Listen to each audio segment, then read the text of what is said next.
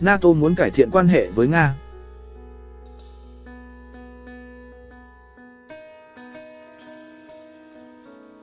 Thứ 6, tháng 5 năm 04/2019, 2 giờ 44 phút 5 giây.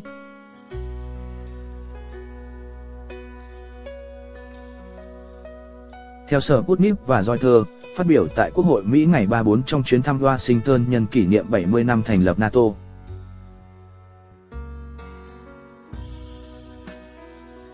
Tổng thư ký NATO Jens Stoltenberg cho rằng, liên minh quân sự này cần cải thiện quan hệ với Nga.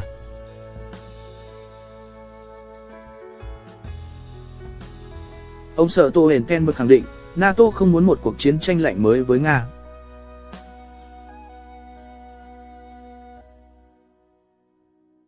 Đồng thời nêu rõ, việc triển khai các tên lửa hạt nhân mặt đất tại châu Âu không nằm trong kế hoạch của NATO.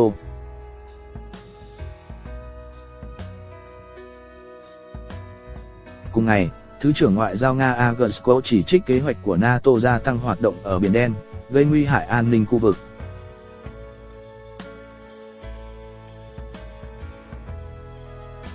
Tuyên bố được đưa ra khi có thông tin nói rằng, Mỹ đang xúc tiến triển khai thiết bị giám sát trên không và điều thêm tàu chiến của NATO tới Biển Đen.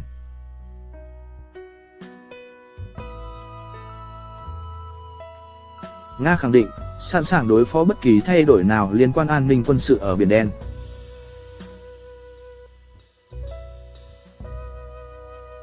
Người phát ngôn Điện Kremlin Peskov cho biết, Nga đánh giá động thái trên của Mỹ là tiêu cực.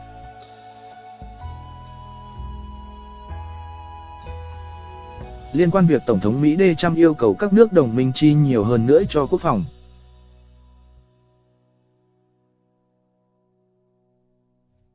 Tổng thư ký NATO Jens Stoltenberg nhận định, thông điệp của ông chủ Nhà Trắng đang có những tác động thật sự.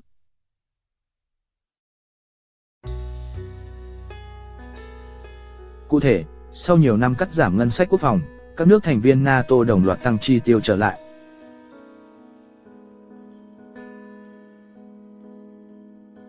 Ngày 34, Phó Tổng thống Mỹ Mike Pence chỉ trích Đức về mức chi tiêu quân sự của nước này.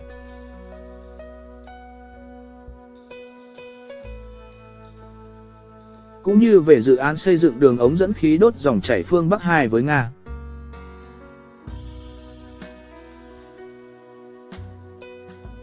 Ông Pence cảnh báo, Mỹ không thể bảo đảm khả năng phòng thủ của phương Tây, nếu các đồng minh của Mỹ tăng cường phụ thuộc Nga.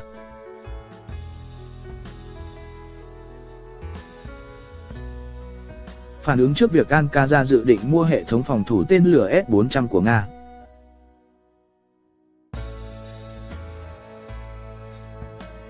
Bộ trưởng Ngoại giao Mỹ Pompeo bày tỏ không bằng lòng, đồng thời gây sức ép với người đồng cấp Thổ Nhĩ Kỳ Cavusoglu.